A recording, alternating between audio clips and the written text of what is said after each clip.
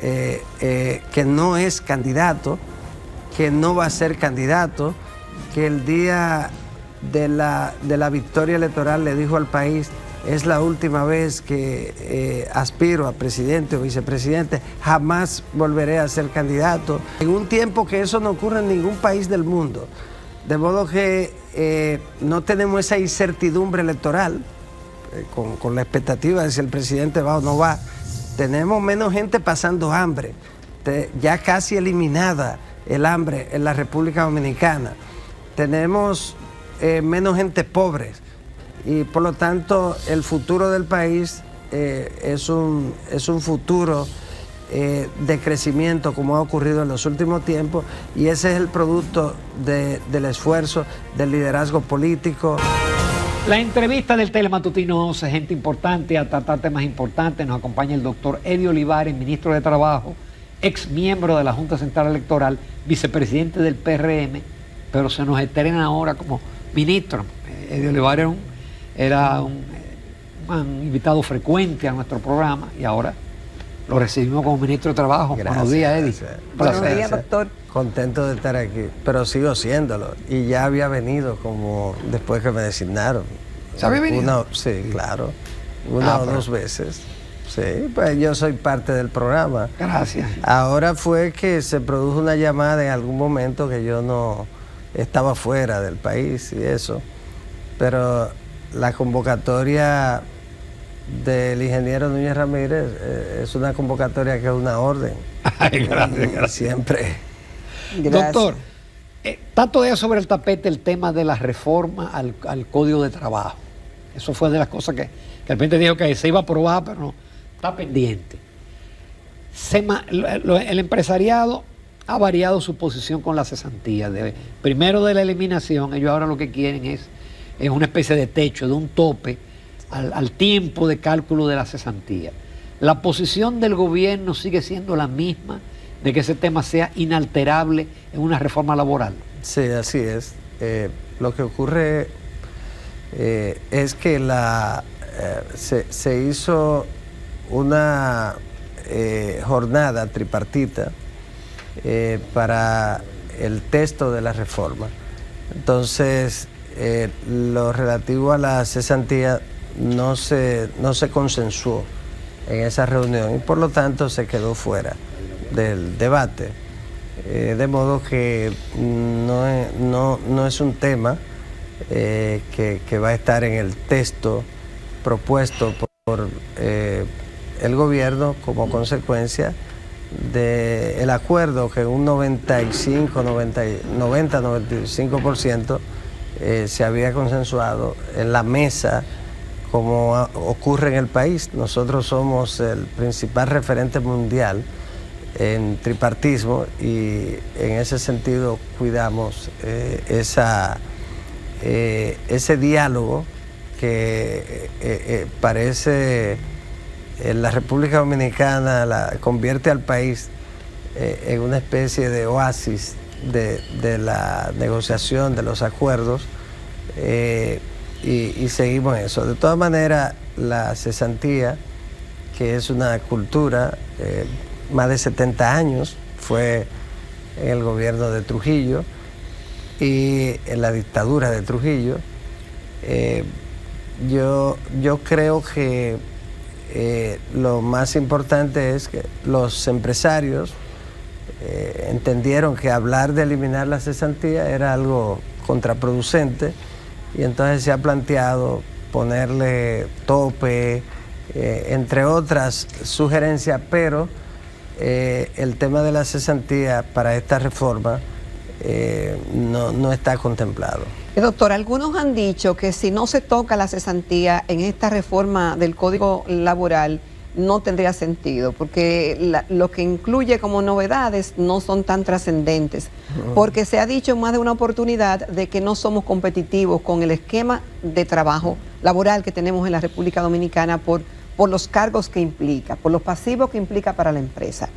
Y lo que se presentó, los empresarios dijeron que no se consensuaron muchas de las cosas que se presentaron, no solamente el tema de la cesantía.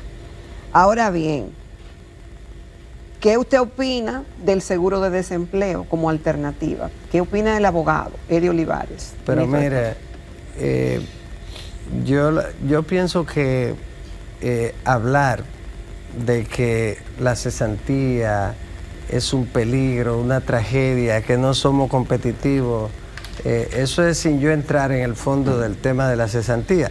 Hay que respetar la posición del empresariado, ese es su derecho, cada cual, igual que la de los trabajadores, de oponerse de una manera radical también a que sea tocada la cesantía. Pero decir que es un peligro, que no hay que el empresariado dominicano no puede competir por eso, no, eso no, porque lo que desmiente eso son los hechos.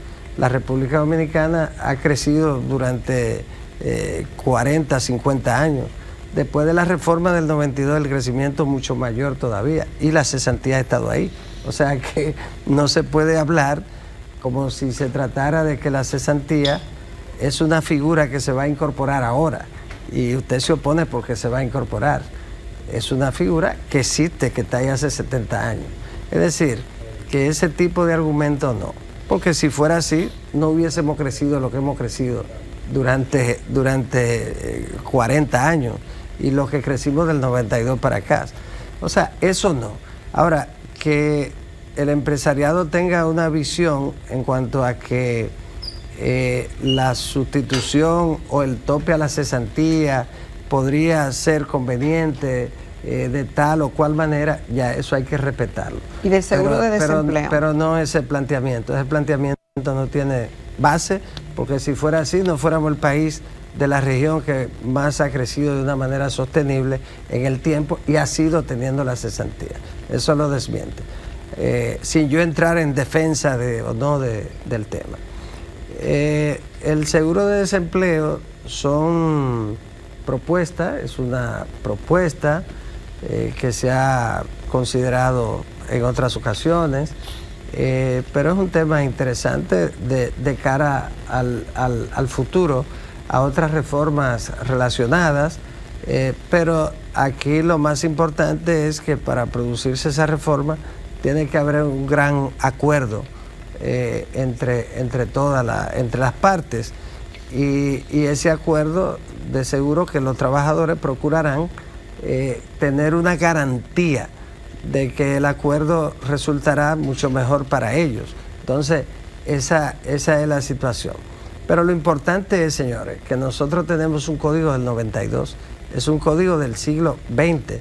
Estamos cumpliendo el primer cuarto del siglo XXI, estamos en el primer cuarto del siglo XXI con una nueva revolución que es la revolución de la tecnología, de la robótica, de la inteligencia artificial, y eso tiene un gran impacto en el mundo laboral, en el derecho laboral por un lado, y un gran impacto en los mercados laborales. Está también el mismo calentamiento global que tiene también un impacto en el mundo laboral y en el tema de igualdad. Entonces, todos esos son factores. Estamos en un tiempo en el que las plataformas juegan un papel trascendental. La economía de plataforma, como se conoce, es decir, el transporte, por ejemplo, de mercancía, con las plataformas como intermediarias que lo coordinan, lo mueven, el de personas, todo eso, más otros tipos de trabajos relacionados que hoy todavía ni siquiera visualizamos, pero que ocurrirán, todo eso requiere un código que esté sintonizado con este tiempo. El teletrabajo que forma parte de la reforma, juega un papel fundamental porque tiene que regularizarse, tiene que institucionalizarse, como ha ocurrido ya en la mayoría de los países, en el que se determine Por ejemplo, aquí, ¿quién tiene la obligación en relación con los equipos que se usan, la laptop, la computadora, los demás equipos, el uso de la energía, quién la cubre, cuando finaliza la jornada laboral, el momento en el que el trabajador ya cumple, y como si estuviera aquí en una industria, en una empresa, una tienda, se retira entonces a su casa a descansar. Entonces, ese momento de desconexión, se llama la desconexión. Entonces, todo eso tiene que estar reglamentado, y la República Dominicana no puede continuar con un código del 92, 43 años, no es posible. Entonces, es urgentísima la reforma, y por lo tanto, yo espero, y le voy a responder en cuanto a que no tiene impacto para los empresarios. Nunca una reforma fue más conveniente para los empresarios. Pero todo esto implica la necesidad de que el código, que es anacrónico en gran medida, pero conserva también aspectos que se mantienen vigentes, y en ese sentido, esta es una reforma para colocar el código en el siglo XXI, y yo espero que sea la primera ley introducida, en este caso fue introducida en la legislatura que acaba de empezar, que sea la primera ley que se apruebe, que sea este código. Vamos a una breve pausa, todavía nos quedan muchos temas relacionados con su cartera, pero también temas relacionados con su partido, el PRM. Volvemos a unos minutos. Continuamos en Telematutino 11. Esta mañana nos acompaña el ministro de Trabajo de la República Dominicana, el doctor Eddie Olivares. Y como tenemos muchos temas, pero el laboral es muy importante, doctor. Usted decía que hemos crecido, que somos un referente en cierta forma, pero tenemos el reto de que los empleos informales continúan aumentando, y son muchísimos, el porcentaje es altísimo. Y también el reto que existe de crear empleos formales y empleos de calidad. Si fuera tan bueno el código y fueran tan buenas las condiciones, no existieran tanta empleomanía informal en el país. Bueno, el código incide en el tema de en todo lo que tiene que ver con el sistema, pero lo de que seguimos creciendo en informalidad no es así. No es cierto. En esta semana el Banco Central, en su informe trimestral sobre el mercado laboral, refleja que crecimos en empleabilidad en unos 124,000 empleos en el trimestre que acaba de finalizar. El desempleo se redujo a un 5%, disminuyó en relación con el trimestre anterior. Estamos hablando de que la informalidad disminuyó en 2.2%, y seguimos trabajando para eso, para que disminuya la informalidad.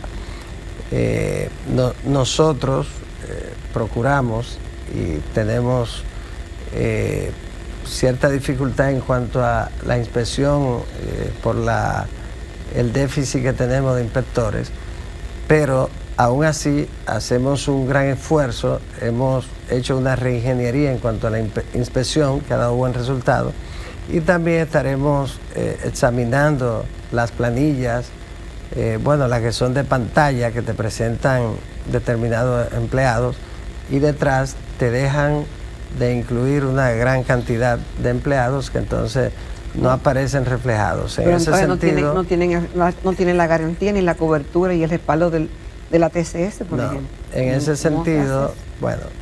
sentido, se trabaja, pero también es sumamente importante el propio esfuerzo para que eso ocurra, con sectores importantísimos, por ejemplo, el sector de la construcción, que su asociación, Adocrovi, tiene la voluntad de que haya una alta formalidad en ese sector, y así que sea más transparente. Y así lo manifiestan, y en ese sentido hay que trabajar en ese sector para que haya más formalidad en sentido general.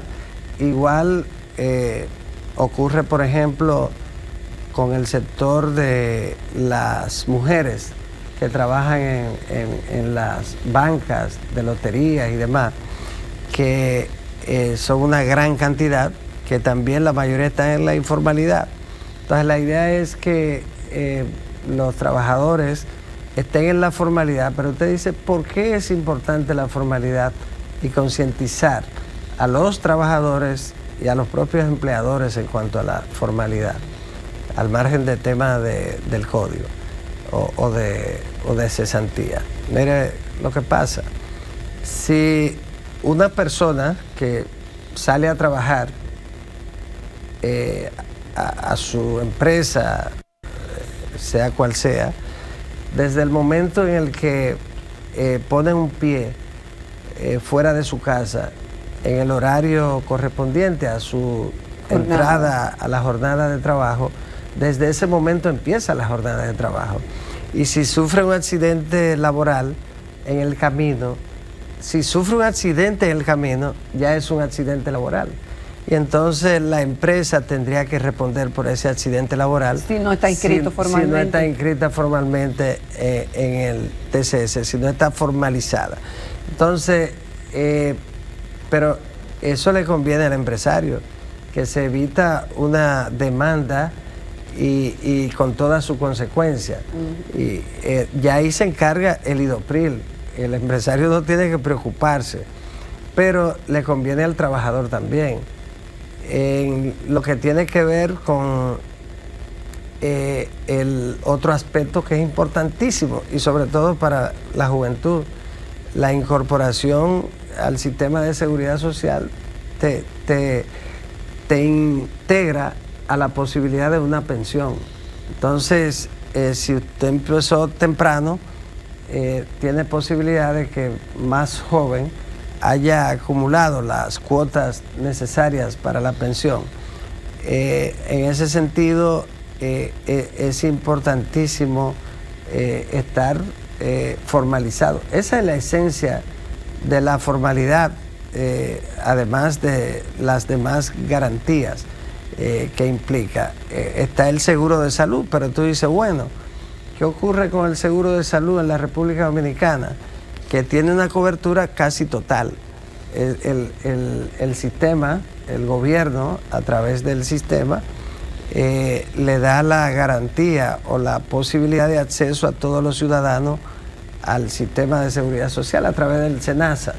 Entonces, eso es verdad. Pero si usted está en la formalidad, entonces ya usted estará en el régimen contributivo. De todas formas, la formalidad es importante, la formalidad es necesaria.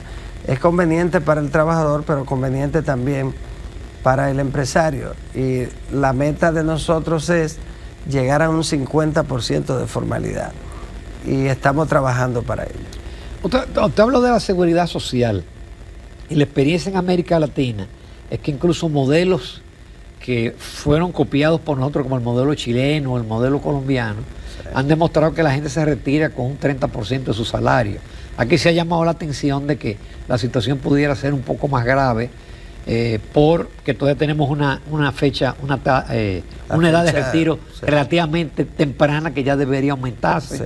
Lo que aporta el trabajador por su salario no es suficiente. Entonces, está sobre el tapete una reforma a la seguridad social. Sí. Y eso le corresponde al Ministerio de Trabajo. Claro, sobre todo en lo relativo a las pensiones. Entonces, estamos hablando de una baja contribución, como usted señala, y el retiro temprano, que hace un tiempo no se consideraba tan temprano. Sí, pero ya 65 años. La expectativa es de un vida. muchachito. Sí, la expectativa cambió. Pero por eso es tan importante la reforma al sistema de seguridad social, a la ley de la seguridad social 18701, que también está anacrónica. La misma, lo que se había establecido era hacer una revisión, es decir, reformar esa ley 10 años después, en el 2011, 2012. No, 2011, 2012. Estamos en el 2025 y no se hizo. Y esa ley tiene una serie de fallas, como es natural, porque hay cosas que tú la praxis es la que te determina si hay que mejorarla, si hay que cambiarla. Y al no haberse hecho en 24 años, ahora existe una urgencia para el buen funcionamiento del propio sistema. Los primeros que van a recibir pensiones podrían recibir pensiones que no llenarán las expectativas y que podrían afectar de alguna manera la propia credibilidad en cuanto al tema de pensiones del sistema de la seguridad social, ¿no?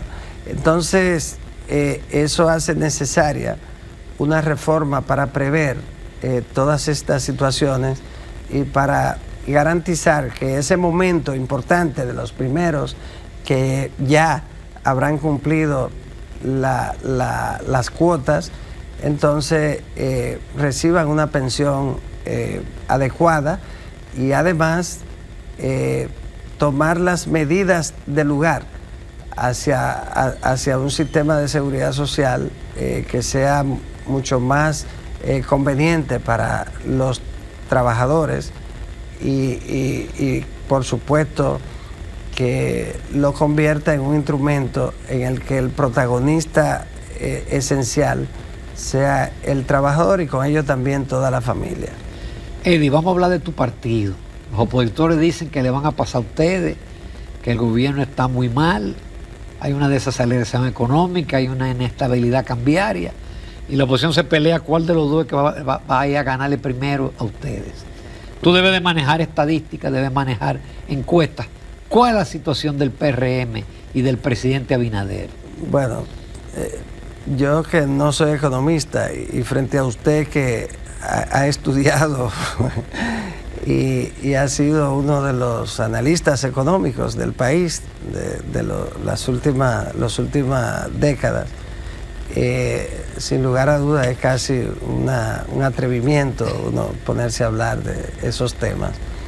Pero sí el criterio de que se trata de situaciones estacionarias, efectos también internacionales, situaciones locales, está claro el tema relativo a la situación fiscal, se mantiene la discusión sobre la reforma y si debió hacerse y si debe hacerse, si debe reintroducirse con una visión quizás distinta. Todo eso es parte de un debate. El tema cambiario ha ocurrido antes. Me recuerdo que hace unos 3 meses. Sí, en marzo. En marzo estaba la misma inquietud, solo que ahora los partidos se han cuidado mucho de no asumirla como aquella vez. Un economista opositor dijo que iba a llegar al 70 por 1. Al 70 por 1 y entonces bajó. Cuando llegue al 64 el Banco Central va a hacer algo. Exactamente. Entonces ahora es un tema producto de una situación internacional compleja. Bueno, es el mundo en el que ahora están reuniéndose China, la India, China y la India, y Rusia y Pakistán, me parece. Es decir, estamos hablando de un mundo muy cambiante, que cada día te genera algo nuevo, un mundo de incertidumbre. Nosotros afortunadamente somos uno de los países que en este momento somos una especie de oasis en ese sentido. Una democracia estable, consolidada, una ciudadanía que cada vez tiene mayor conciencia, al margen de redes sociales y ese tipo de cosas, pero lo que se demuestra aquí es que es un país con una paz laboral, una paz social. Es el país en el que se produjeron aumentos de salario, con los empresarios parados de un lado, los trabajadores del otro, anunciando esos aumentos. Eso no se da en ninguna otra parte. Es un país con una paz social. Yo pienso que este tipo de situaciones también mejorarán. El tema que ha causado quizás también una situación de disgusto estacionario, que es el de la electricidad, que durante un tiempo la gente se disgusta cuando no tiene la luz. Después, ya cuando se resuelve el tema, entonces ya no es un tema a preocuparse, que esperamos que ya pronto no sea un tema a preocuparse. Pero lo más importante es que nosotros tenemos que seguir fortaleciendo la democracia que tenemos, que hoy es un lujo. Es un país que tú ves el debate entre el presidente, que no es candidato, que no va a ser candidato, que el día de la victoria electoral le dijo al país: es la última vez que aspiro a presidente o vicepresidente, jamás volveré a ser candidato, haré una reforma para que consolidar eso, la hizo, cumplió, no va a ser candidato, y eso permite que los demás aspirantes tengan desde el día 1, tuvieran conciencia de que no iban a tener a un presidente compitiendo ni generando incertidumbre de si va o no va, como había ocurrido siempre. Y eso permite que el presidente convoque a los 6 presidentes y se reúnan en un tiempo que eso no ocurre en ningún país del mundo. De modo que no tenemos esa incertidumbre electoral con la expectativa de si el presidente va o no va. Eso ayuda mucho. Fue una decisión muy desprendida, pero muy inteligente del presidente, contribuye con el fortalecimiento de la institucionalidad democrática. Entonces, todo eso, sin duda, conduce hacia un país con expectativa de seguir creciendo, de seguir avanzando, no solo en democracia, sino en el bienestar de la gente, donde ha cambiado radicalmente. Tenemos menos gente pasando hambre, ya casi eliminada el hambre en la República Dominicana. Tenemos menos gente pobre, hemos avanzado en la pobreza, tenemos mejores salarios, tenemos una capacidad mucho mayor de cubrir el primer quintil en relación con el salario de los sectores no formalizados, el mayor salario. Eso no había ocurrido nunca. Un desempleo en un 5% de los que andan buscando empleos. Es decir, es un país que en relación con la mayoría de los países de la región, en lo económico está muy bien, pero en consolidación democrática es un referente. Y por lo tanto, el futuro del país es un futuro de crecimiento, como ha ocurrido en los últimos tiempos, y ese es el producto del esfuerzo, del liderazgo político, de responsable, de esta unidad que, aunque la gente no la nota, se ha producido hace muchos años en nuestro país para llevarnos a la situación que hoy tenemos. Que hay que seguir mejorándola, eso es cierto, pero somos un referente en la región. Doctor Edio Olivares, muchísimas gracias por su participación. Gracias. Los esperamos muy pronto. Porque hay muchas noticias en Gratísimo relación a su placer. cartera. Gracias. Nos vamos a comerciales. Nos vemos en la recta final del Telematutinos